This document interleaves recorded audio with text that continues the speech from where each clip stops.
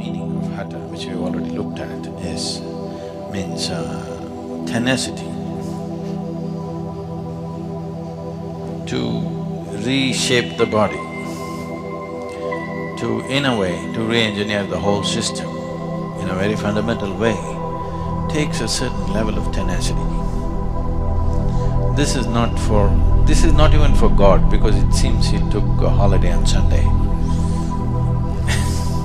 Yes, Shiva didn't, but from where you come, most of you, God took a break on Sunday.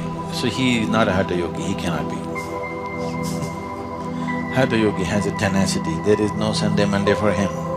He's on and on. Because if you don't do that, you cannot recreate a body which has already become an adult. This is recreating the body, means first time your body has been created largely from an information that has come from your parentage. What memory their bodies carried, what was one, two come together, and a more complex memory system is formed every time a child is born. So the shape of the body, the tone of how your system is, everything largely shaped from this memory. Now, if you are in a certain way, there are ways to do this. We can actually set up long-term experiments if somebody is willing to fund and do, we can show. Right now you trace back, let's say, 5 generations ago, my great-grandfather, great-great-great-grandfather was a great guy. He was very intelligent, very physically fit and capable of many things. I want to become like him. We can do certain type of yoga so that we are able to largely take that part of the memory in your system. Maybe your father was a weak man, you don't want to be like him, you want to be like your great-great-grandfather. There are certain types of yogas to identify that memory and activate that memory to the maximum. That will not be the only one, but that will dominate. So yogic system looked at it this way, or another way is, generally the yogic system follows this. When the Saptarishis sat in front of Adiyogi, their only aspiration was they wanted to become like him. They were not interested in fathers and grandfathers. So he said, we'll obliterate every other memory and you work on this. So the first step even today, people who take sannyas take is, there are certain processes to distance yourself from your genetic memory which comes from elsewhere.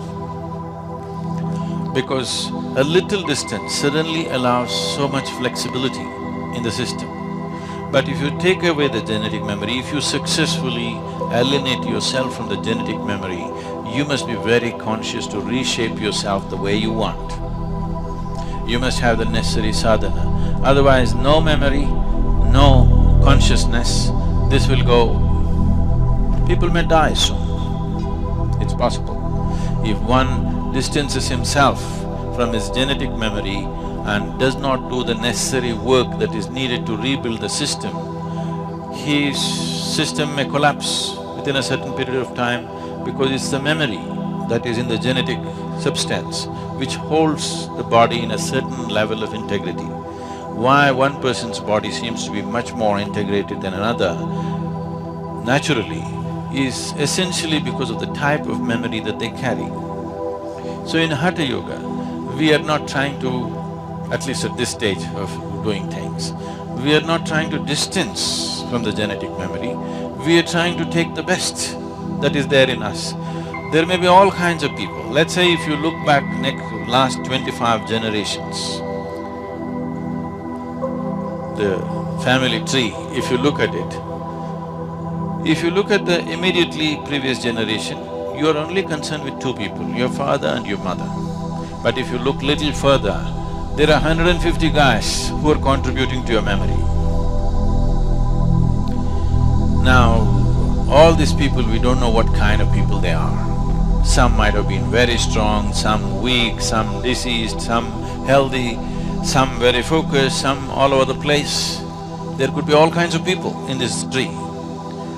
From what do you draw is an important thing, or how to draw the best from all this is an important thing. Hata means ha means sun, tha means moon. To draw directly from our parentage, essentially our parentage is sun and moon and planet. These are the three. The planet is the womb, sun and moon in some way are impregnating and this is happening. If there is no sun, there would be no life. If there is no moon, life wouldn't be the way it is right now, it would be probably some other way. So these three dimensions are playing an important role. So one aspect of Hatha is to keep our parentage aside. My father, my grandfather, all these people, you keep them aside because ultimately all their lineage goes to sun and moon. You want to draw straight from that. That is what Hatha Yoga means.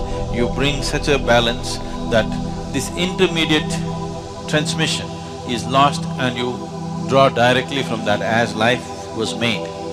On the way, so much corruption has happened through millions of generations.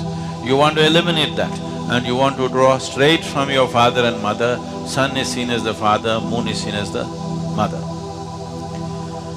As we have been many times looking at this, our mothers have had the eligibility to become our mothers only because they were synchronized with the cycles of the moon.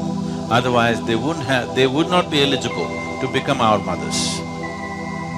They could bear children only because of that. So, to directly associate with the original mother and the father, in between, in yoga we say in between is all corruption. All mix up, genetic and other memories, all kinds of things happened. Some might have been good, some might have been bad, all kinds of mixtures, we don't have control over that. So to draw directly from Ha and Ta, that is the sun and the moon. So, the nature of Hatha Yoga is to gradually connect with the sun and the moon, rather than you must check this after 2.5 years of practice. Sounds too long.